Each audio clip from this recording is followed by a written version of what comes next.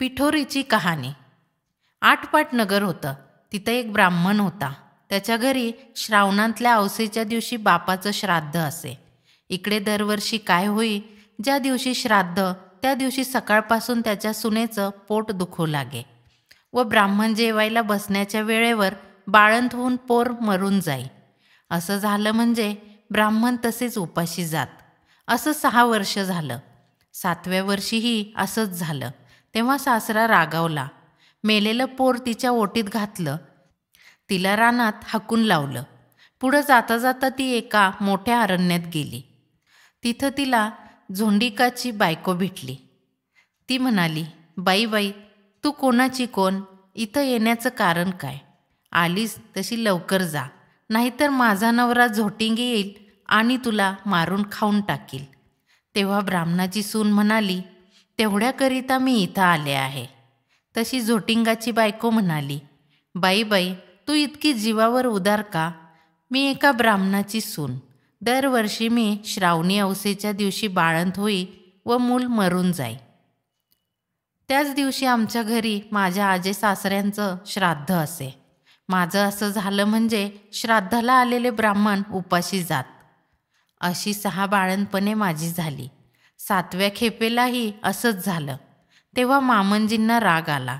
ते मला म्हणाले, माझा बाप तुझ्या बाळंतपणामुळे 7 वर्ष उपाशी राहिला, तर तू घरातून चालती हो.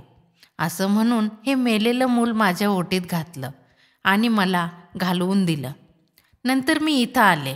आता मला जगून तरी काय करायचं आहे, असं म्हणून ती रडू लागली. तशी झोटिंगाची बायको तिला म्हणाली, बाई बाई, तू भिवू नको, घाबरू नको. अशीच थोडीशी पुढं जा. तिथं तुला एक शिवाचं लिंग दृष्टीस पडेल. बेलाचं झाड लागेल. तिथं एका झाडावर बसून राहा. रात्री नागकन्या, देवकन्या, 7 असराबरोबर घेऊन तिथं पूजेला येतील. पूजा झाल्यावर खीरपुरीचा नैवेद्य दाखवतील आणि अतिथी कोण आहे म्हणून विचारतील. असं विचारल्यावर मी आहे म्हणून म्हण. त्या तुला पाहतील. कोण कुठची म्हणून चौकशी करतील. तेव्हा तू सगळी हकीकत त्यांना सांग. ब्राह्मणाच्या सुनेनं बरं म्हटलं. तिथून उठली, पुढं गेली. तो एक बेलाचं झाड पाहिलं. तिथंच उभी राहिली. इकडे तिकडे पाहू लागली. तो जवळच एक शिवलिंग दृष्टीस पडलं. तशी ती शेजारच्या झाडावर बसून राहिली. इतक्यात रात्र झाली. तशा नागकन्या, देवकन्या, आसरांच्या स्वाऱ्यासुद्धा आल्या.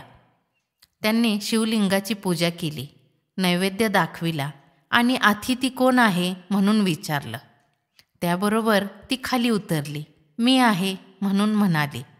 तेव्हा सगळ्यांनी मागं पाहिलं. त्यांना आश्चर्य वाटलं.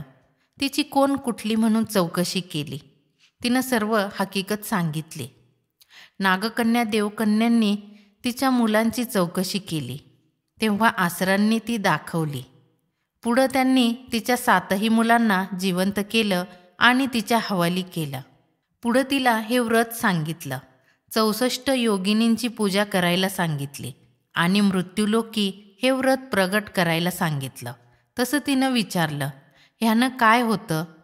आसरांनी सांगितलं, हे व्रत केलं म्हणजे मुलं बाळ दगावत नाहीत, सुखासमाधानात राहतात.